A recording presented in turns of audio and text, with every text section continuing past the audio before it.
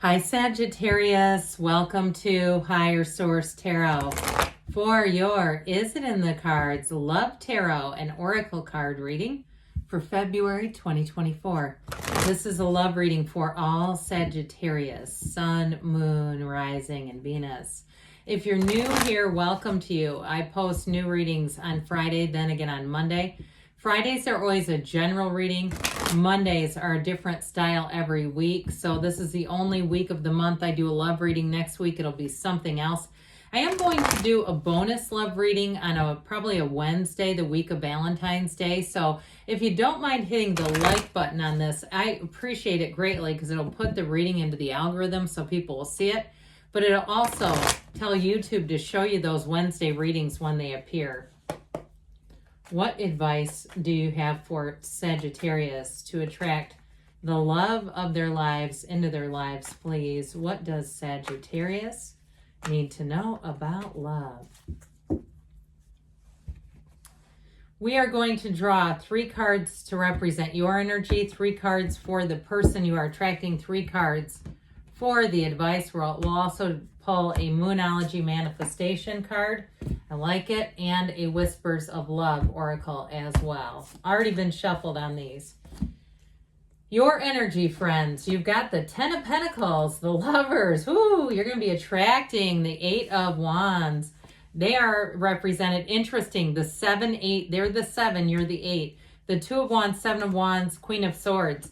The advice, we've got the 7, 8, 9 of Wands, the Ace of Swords, and the Tower. Well, I feel like they're saying don't give up on love, all right? There's some kind of an awakening here. The advice is not the outcome. They're giving you advice, all right? That's exactly what it means. You're going to be like a magnet. Now, the person that you are attracting could be an air sign. You have Gemini in your energy, but it could be a Gemini you're attracting. Hey, I like Gemini. I think they're hilarious. They're fun to be around. You can leave a comment if you go, no, I've tried them, not going back. I've never tried them in a dating relationship. Socially, yes, I think they're a lot of fun.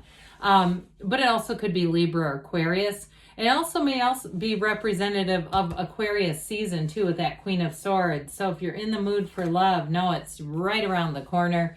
Last quarter moon in Gemini, clear your mind. So meditate, quiet the mind. You're on point to attract. I mean, you've got a beautiful energy and you attract what you are. So you're not going to attract some scrub in your energy. You've got fantastic energy. I would not be concerned about that. And even if a few people show up, they go, not quite right. I feel like it's just the universe saying, well, I'm just sending you some people to vet. Okay, I'm just sending you a lineup here. Let's see if we can get closer, right? Because the universe doesn't really discriminate like we do as people. It just doesn't have, it's all energetic. It's very unconditional. So love makes the difference. Love helps heal past hurts and provides a sense of security and self-worth. And so, and truthfully too, as people, we do still, it's our human capacity, no matter how unconditional we try to be. You know, Deepak Chopra does a lot of teaching about being unconditional. Love does do something to our self-worth, whether we want it to or not. We still tend to get our worth in relationships with other people. And so I do feel like there's something meaningful about that. And it's difficult, isn't it? Because we can rub up against people, or bump up is probably better. Rub up, that sounds interesting. Against people, bump up, and we don't feel good being around them. And then it's like, what does that do to our self-worth when that happens? So your energy, we love it. The 10 of Pentacles is not only the wealth card, but it is a card of harmony. It's a card of leaving a legacy. And with the energy of the Lovers and that 8 of Wands, that is going to be swept away. Get ready for love here. And with the 10 of Pentacles, though, it brings in the stability. And so you may find, too, if you're getting into a situation where you're really looking forward to some event that's planned, it has nothing to do with meeting people. Like I'm talking, you've got a vacation. Maybe you're going to Puerto Vallarta or somewhere and you can't wait to get there. You've got a vacation planned. That's the kind of energy that will tee this up for you to meet somebody. So you may find, too, that if you have something you're really looking forward to, even if it's getting a new car or it's getting a cat or it's getting a, some order that you placed, it doesn't matter because your energy, you have that expectant energy, right? And when you do that and you know it's going to happen, it's not a question, and you know it's happening and you're excited, I'll tell you what that will do to your ability to attract. You will, it's like putting miracle grow on your energy. And so you'll attract other people that have plans laid and they're looking forward to things and they're upbeat. They are in a place where their energy is high. So with the energy of the Lovers, it is the right relationship. It's the Archangel Raphael, the matchmaker of the tarot, coming in to bring in a match.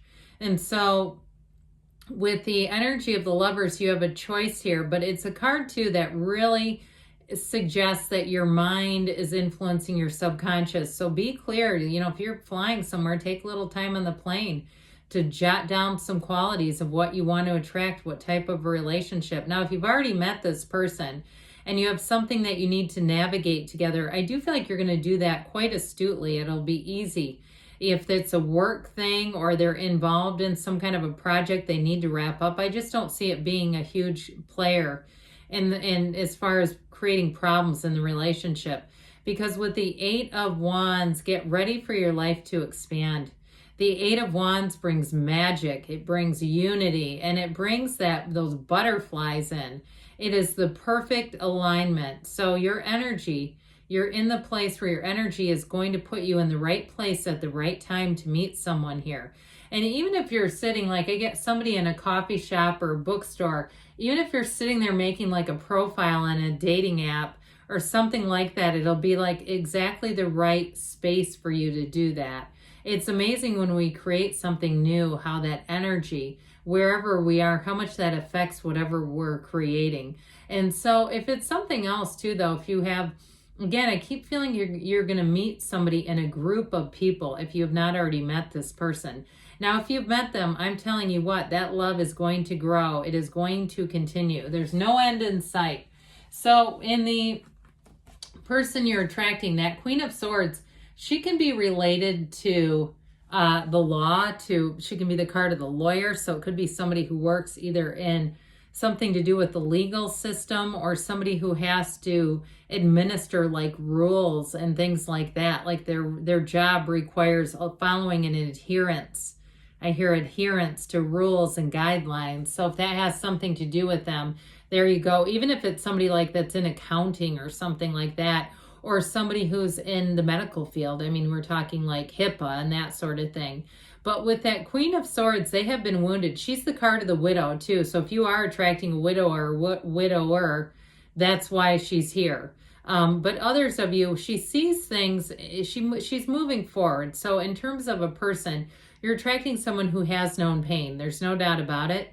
But they've learned from that and they move forward. They don't look behind them. They're not trying to go back and they're not trying to repair an old relationship that didn't work out.